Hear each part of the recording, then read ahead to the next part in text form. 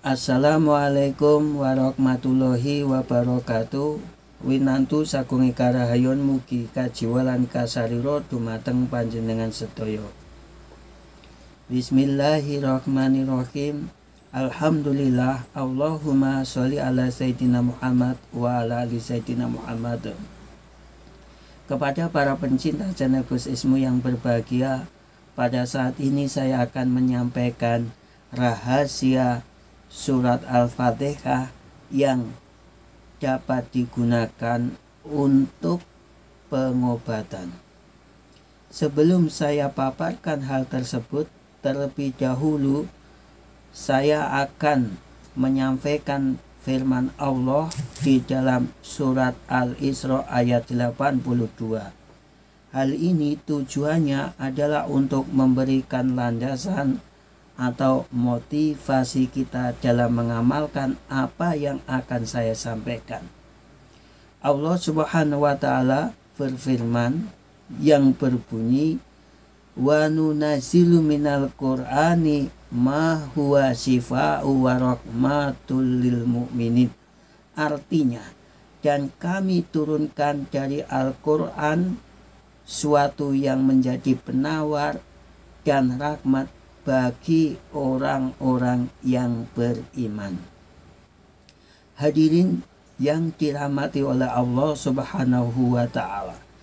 Tentunya kalau kita merujuk arti ayat yang saya baca tadi, bahwa Al-Qur'an yang terdiri dari 30 juz, 114 surat, di dalamnya adalah merupakan penawar dan rahmat bagi orang-orang yang beriman. Salah satu bagian yang perlu kita ketahui adalah di dalam surat Al-Fatihah. Bismillahirrahmanirrahim. Alhamdulillahirabbil alamin. Ar-Rahmanirrahim. Maliki yaumiddin. Iyyaka na'budu wa iyyaka nasta'in. Ihdinas siratal mustaqim. Siratal ladzina an'amta 'alaihim ghairil maghdubi 'alaihim waladdallin. Amin. Hadirin yang berbahagia, seperti apa yang akan saya sampaikan, bahwa rahasia surat Al-Fatihah yang dapat dijadikan sebagai obat atau penawar. 1. Al-Fatihah dibaca sebanyak 14 kali sebelum tidur. Suami dan anak-anak akan mengingat kita selalu.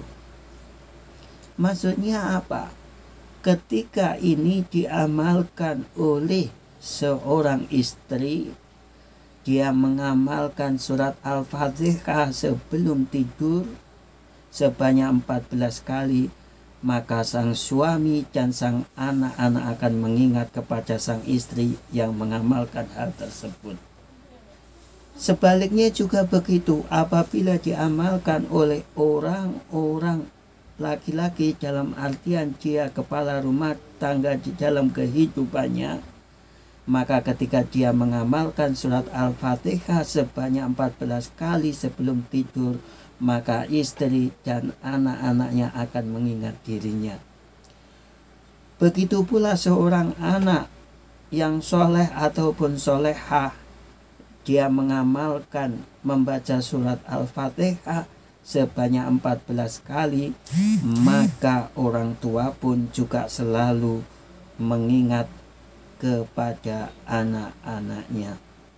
Untuk itu, hadirin yang berbahagia, mulailah sekarang kita amalkan surat Al-Fatihah sebanyak 14 kali sebelum kita tidur. Untuk yang kedua adalah surat Al-Fatihah apabila dibaca sebanyak 41 kali ditiup dalam air dan air tersebut diminum serta dibuat untuk mandi, maka dia bisa melepaskan rasa sakit yang ada di dalam orang tersebut. Maksudnya penyakit yang ada di dalam itu apa?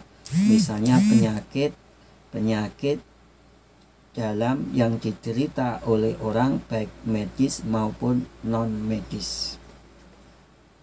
Untuk yang ketiga, Al-Fatihah apabila dibaca 7 kali dan usap di kepala setiap pagi dan sekali sebelum tidur, kepala orang yang berpenyakit mental. Tentunya kalau orang berpenyakit mental ini adalah mereka biasanya adalah mempunyai gangguan jiwanya di dalam kehidupan, maka lakukanlah hal ini. Yang keempat, surat Al-Fatihah apabila dibaca 3 kali, ditiup dalam segelas air, lalu air tersebut diminum dan baca sambil mengusap kawasan yang rasa sakit yang keterlaluan.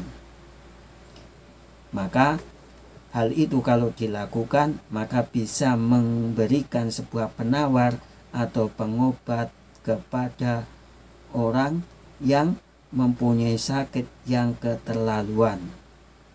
Maksudnya keterlaluan ini berarti penyakit berat. Yang kelima adalah Al-Fatihah ini apabila dibaca 7 kali dan sapu usap ke atas kepala bayi yang suka menangis pada malam hari atau jam-jam tertentu. Yang keenam adalah apabila surat Al-Fatihah dibaca 3 kali atau 7 kali, gunakan ibu jari dan tekan di langit-langit mulut, kemudian sapu kepada tempat yang sakit, luka yang berdarah, luka yang memar, atau luka karena kejepit, maka akan memberikan penyembuhan terhadap penyakit-penyakit tersebut.